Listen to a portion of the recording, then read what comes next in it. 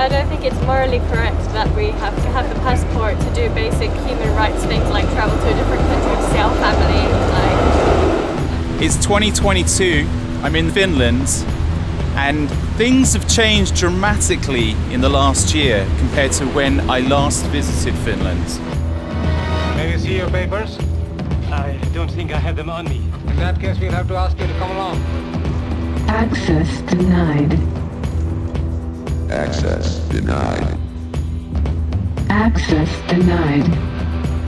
I wonder what Zacharias Tapias would make of this. He was a historian, he was a journalist, and he was an author who lived to the ripe age of 80. Now, if you want to learn more information about him, there's a little thing down here that you can scan your QR code and you can find out as much information about Zacharias as you possibly would like. However, in 2022, Finns are being denied access to restaurants, being denied access to bars, being denied access to museums, being denied access to transportation, being denied access to taking a flight if they don't have a QR code on their phone that tells the person asking them if or not they are vaccinated.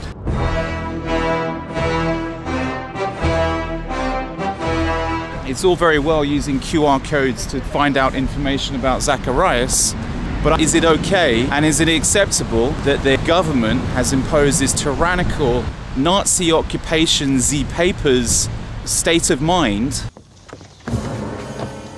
Your papers, please.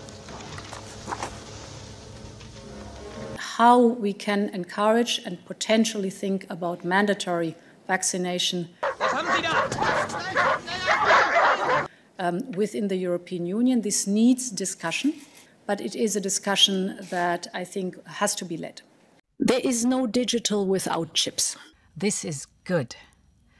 But of course we need to do more. The last time Europeans were asked for Z papers was either when they were behind the Iron Curtain or when they were under the occupation of the Nazis.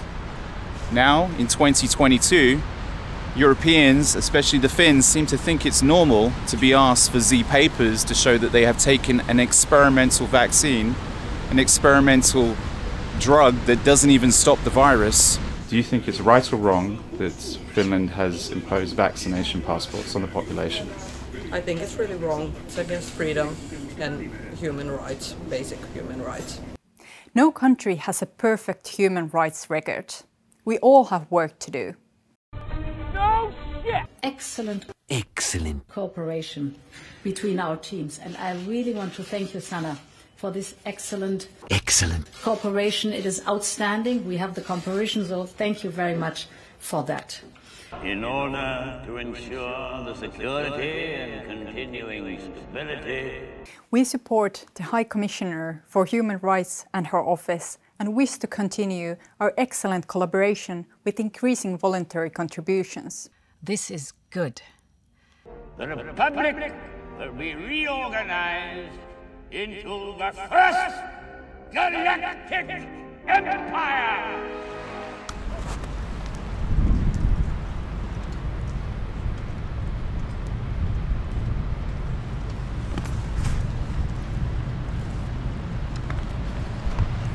See, QR codes can be really quite useful bits of kit.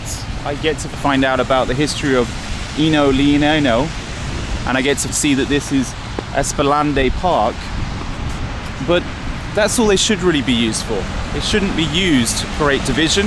They shouldn't be used to enforce or coerce a population into getting an experimental vaccine, and they certainly shouldn't be used to stop the freedom of movement. In Helsinki right now, the shops are open. The high-end shops, they really haven't suffered too much because they have the collateral to survive when they're not opening. But come 6 o'clock, the shops and the restaurants and the bars and the pubs will be shut. For some reason, the virus suddenly becomes deadly after 6 p.m.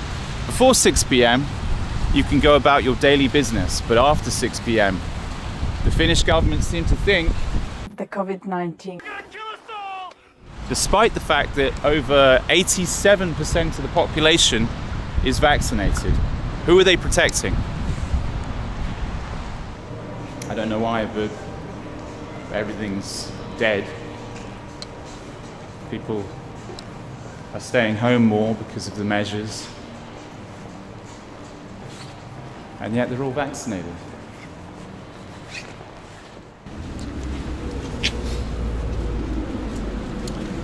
Well, it's after 6 and now everything is shut, including theatres like this. This theatre here has Mary Poppins on show normally.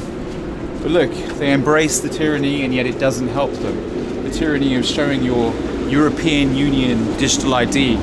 You do realise the European Union had this plan to impose European digital IDs since 2018, and they had mapped it out all the way up until 2022. They didn't need a pandemic to impose this. This was coming anyway. And yet we have sat back and allowed the tyrannical dictators of the European Union to impose this onto the population. The authorities here have taken it upon themselves to think the best way to protect the population is to close all restaurants and all bars and all shops and anything you can think of after 6 p.m. I'm probably going to slip over here because there's a bit of a death trap, a lot of ice, but it basically means you can catch COVID, according to the Finnish authorities, after 6 p.m, but before 6 p.m, you can go about your business, eating, dining, do what you like. Fortunately, there is a supermarket over here, so I'm going to go get some food, and luckily I have a place where I can cook some food. The virus didn't do this, the leaders of the world did this, and it's been going on far too long. Okay, masks on as we're in a supermarket. I'm actually in luck. The supermarket has some pretty good ready meals. Now the biggest problem is I've only got a microwave where I am. It's been a long day. I'm gonna go for the soups. I've got one of these in my basket. I'm gonna go for this strange, I think it's a Finnish pancake. It says pancake with mincemeat or pancake with chicken. I've opted for the one with the mincemeat. It's on offer, can't go wrong. Prices in Finland are quite expensive. And not as expensive as Norway. Out of all the Scandinavian countries, Norway is the most expensive. Well, if you class Iceland, Iceland's even more expensive. Yeah, a decent selection of food that can easily be warmed up. So who needs restaurants that are all closed? I don't need restaurants. Possibly. Wow. Meatballs.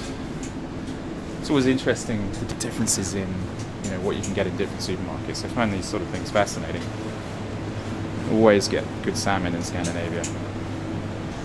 This is one of the things I love about Scandinavia. If you rock up to any supermarket in Scandinavia and you have bottles, I know you probably have this in your country. Scandinavian countries, this is a normal place. You put your bottle in, you normally get like sort of 10, 20 cents per bottle, and they dispense it, you get a ticket, you can use it for your shopping. So what you tend to find is, certainly I remember in Berlin, all the entrepreneurs, all the homeless entrepreneurs would come into the supermarket, stand outside Bergheim, collect all the beer bottles from all the people leaving their beer as they queued for Bergheim in the morning, and they'd come away with, well, $10, $20 within the space of a couple of minutes. They'd head to the supermarket. Same thing happens here in Scandinavia, so you tend to see very clean streets. In the UK, we don't have this because our leaders are incompetent. Also, another interesting thing we've got going on here, we've got the a beer company I've never heard of. This is clearly Finnish. We've got red ale, American wheat, Matejka lager, German, Goss, whatever that is, pale ale, brown ale. I think I'm going to go for the pale ale. Look, all the lobster. California pale ale. Lobster IPA looks interesting. Or the American pale ale. Seems to be the most popular, but I'm going to go for the California pale ale. Why not? It's not cheap here. €4.69 for a beer from a supermarket.